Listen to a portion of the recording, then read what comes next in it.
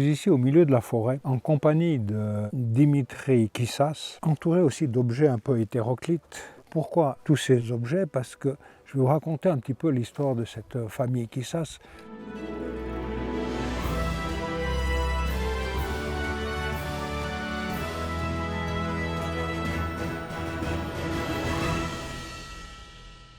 L'objet que j'ai dans les mains, il faut que je vous en reparle un petit peu parce qu'il y a 3 utilisations. Utilisation pour marcher, utilisation pour ramener une brebis, et moi je vais utiliser une 3e utilisation. Michel, si tu filmes pas bien, gras à toi. C'est carrément une incitation à la violence. C'est filmé si jamais. Mais très bien. Cette histoire de la famille Kissas, c'est très belle. Pourquoi? Parce qu'on est en 1969, le papa Lambros, dans la montagne, il ouvre une petite fromagerie. Il a quelques brebis.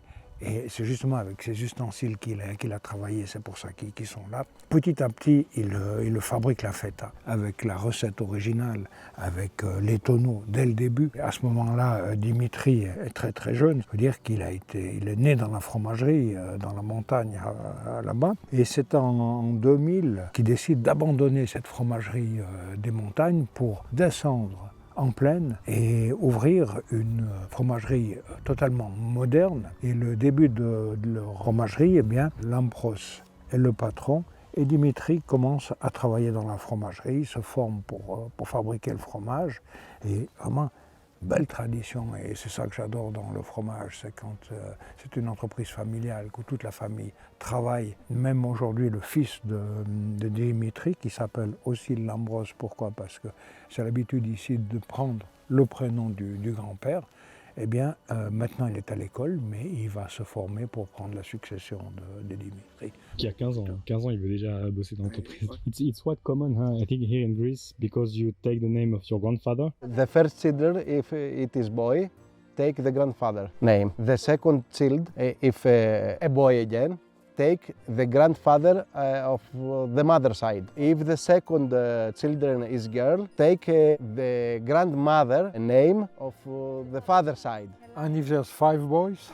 5 boys, one grandfather, the other grandmother, the other one grandfather, the mother side, grandmother, the mother side. But if the family lost a person, die young age, take the name. Ah, ok. Revenons à ça. La feta au thym et à l'origan, c'est quelque chose de nouveau pour eux. C'est pas dans la tradition fromagère qu'avait la famille Kissas de fabriquer. Eux, au départ, c'était vraiment la feta mis dans le fût de chêne. Στο παρελθόν χρησιμοποιούσαν βότανα και όταν σερβίριζαν το τυρί και τα έβαζαν από πάνω τα βότανα. Επειδή στις μέρες μας τώρα με τη σύγχρονη κοινωνία δεν έχουν όλοι βότανα στο σπίτι κτλ. Για να τους κάνουμε πιο εύκολη τη ζωή, εμείς τα προσθέσαμε μέσα στο τυρί. How do you put herbs in the cheese? When cutting fresh cheese with knives. On a des gros morceaux, des cubes. C'est à ce moment-là qu'il répartit le thym et l'origan. Both of them, half and half. Both of them, half of the... Moitié thym, moitié origan. Moi, j'ai connu Dimitri il y a je crois, 12 ans en arrière. Et ce qui m'a plu beaucoup... Tu as travaillé avec le papa en plus, hein? Il était là encore. Ah oui, le papa était là. Quand je les ai connus il y a 12 ans, les deux étaient dans l'entreprise. Et ce qui m'a beaucoup plu, c'est que d'abord, la qualité de leur lait de brebis. Ce ne sont pas des brebis qui sont enfermées dans une écurie, mais le lait provenant de ces brebis qui sont dans la montagne à paître, on a déjà eu un lait d'une qualité supérieure. Et eux ont toujours voulu avoir le meilleur lait pour fabriquer leur fromage. Et tout de suite, dès le début, leur intérêt, c'était vraiment de faire selon la tradition et de mettre le fromage dans les tonneaux. Donc c'est ça qui m'avait décidé il y a 12 ans. Puis j'avais dégusté peut-être une dizaine de sortes de feta parce qu'en Grèce on en trouve vraiment partout. On en trouve de la très bonne, on en trouve de la bonne, il y a vraiment de tout. Et là, ça m'a tout de suite plu, c'était pour moi la meilleure feta. It's a family business and a small family business. Very small family business. Bon Michel, c'est bien, on parle. Toi tu filmes, mais moi j'aimerais un peu déguster cette feta. Ça te coûte vraiment de couper une 3e tranche pour moi? Non, tu attends, je me laisse maintenant faire ma dégustation d'abord. Il faut toujours déguster le fromage avec le nez, hein, vraiment sentir parce que tous les parfums vont sortir et surtout là avec de l'origan et du thym. You have the taste of oregano. Both of them. both of them. Du thym et l'origan, je le sens bien. Maybe we don't have the smell of oregano, but we have the taste of oregano. C'est juste ce que dit Dimitri. Oignon, on n'a pas beaucoup l'origan et le thym. Je l'ai beaucoup dans la bouche. Et puis, au moment où je l'avale, ben, c'est le fromage qui va rester. Do you think they should have a piece of cheese or we just keep it for us? Keep it for us.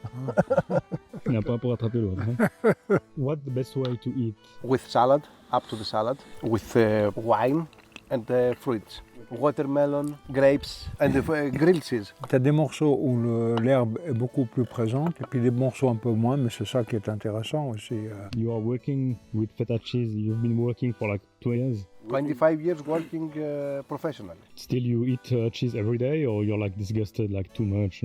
Every day. And breakfast, and lunch and dinner. Lui, il a le feta dans les veines. C'est tout en force hein, quand même. C'est la force de la feta qui permet de mettre ça parce que les herbes sont bien là, mais la feta est là aussi. Not 100% sheep milk and 30% at max goat milk.